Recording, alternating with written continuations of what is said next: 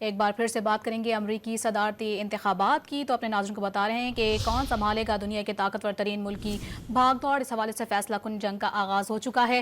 47ویں امریکی صدر کے انتخاب کے لیے ووٹنگ کا عمل جاری ہے۔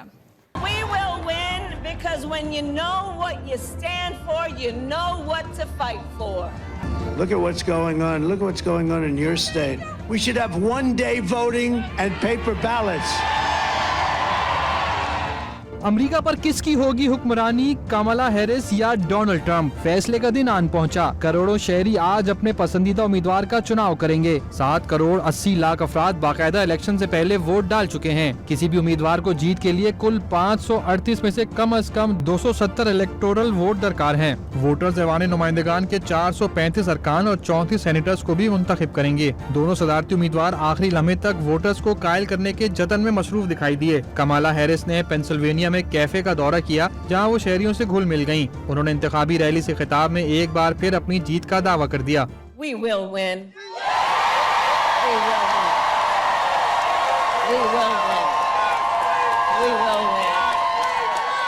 And we will win because when you know what you stand for, you know what to fight for.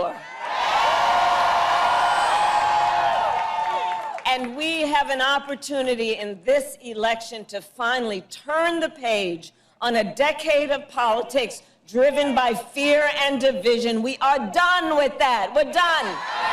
We're done. Donald Trump نے پینسلوینیا میں خطاب کے دوران انتخابات میں ڈیموکریٹس کی جانب سے دھاندلی ہونے کے الزامات عائد کر دیے۔ We're fighting. They are fighting so hard to steal this damn thing. Look at what's going on. Look at what's going on in your state. Every day, they're talking about extending hours and stuff. Who ever heard of this stuff? We should have one-day voting and paper ballots.